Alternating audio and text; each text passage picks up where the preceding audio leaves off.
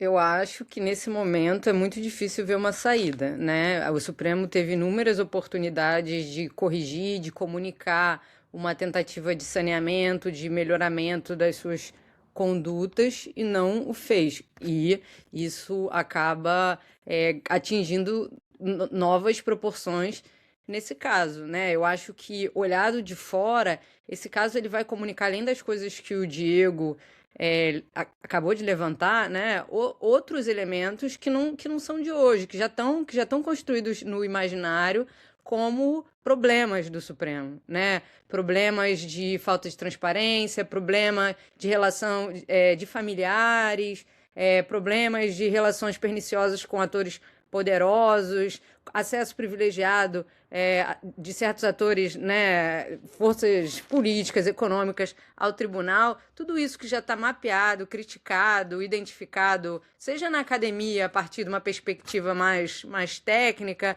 seja na construção de um certo senso comum que a gente algumas vezes já apontou que não necessariamente justo, mas a verdade é que o Supremo ele não fez o trabalho de desfazer essa impressão, né? Com relação a outras críticas que foram direcionadas a ele, em alguma medida o tribunal respondeu. A gente tem um exemplo, né, das medidas da ministra Rosa Weber, tentando controlar, diminuir ou racionalizar ali as ações individuais, né, as medidas individuais dos ministros. Com relação a esses outros temas, isso não aconteceu.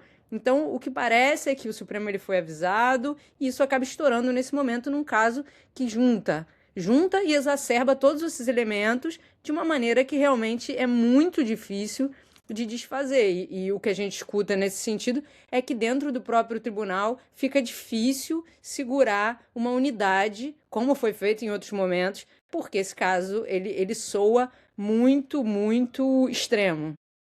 Juliana, eu queria emendar uma pergunta para você, exatamente sobre isso que você mencionou da relação dos ministros com o setor privado. Porque se nós olharmos o que está acontecendo, tanto por parte do que está sendo falado sobre o ministro Dias Toffoli, quanto o que está sendo falado do ministro Alexandre de Moraes, é parte desse tipo de relação meio sem limites, meio até íntima e corriqueira, de juízes com o setor privado, com interesses em Brasília, interesses também no tribunal. Eu vou fazer uma pergunta que é absolutamente naive. Você acha que, diante dessa crise, é possível que o Supremo estabeleça ou os ministros se corrijam daqui por diante nessa relação com o setor privado especificamente? Eu não falo nem dos problemas outros internos, mas de olhar o seguinte: olha o nível de problema que pode dar um diálogo desse com uma empresa que lá na frente pode ter um problema desse. Porque Daniel Vorkar, em certo momento, era um banqueiro e as pessoas iam mantendo relação com ele. De repente, o cara vira isso.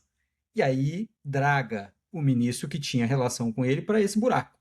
Você acha que pode ter esse tipo de cuidado ou é só um caso, um ponto fora da curva, como diria o ministro Barroso? Eu acho que a melhor resultado disso tudo seria algo nesse sentido, essa oportunidade de revisar esses procedimentos e essas condutas individuais de membros do tribunal nesse sentido. Se isso vai acontecer, assim, vamos ver, difícil, né? O Porque Tomás já está respondendo com as expressões dele, sem esperança nenhuma de mudança.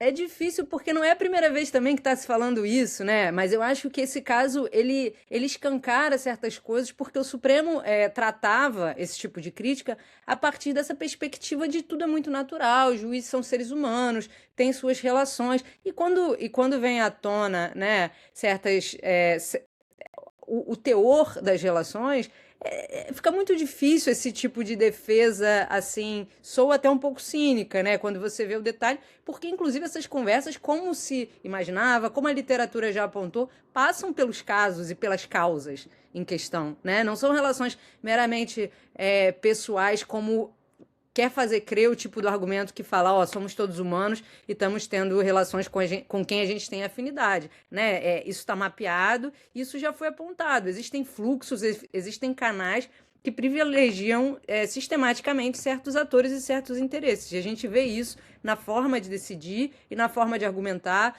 e no tipo de olhar que acaba sendo, em algumas circunstâncias, direcionado a certas questões. E esse caso acho que ele ilustra isso, mas ele não inventa isso, né? Então, por isso que é difícil pensar, talvez a magnitude possa levar a uma reflexão mais profunda, mas não é a primeira vez que isso é apontado, com certeza.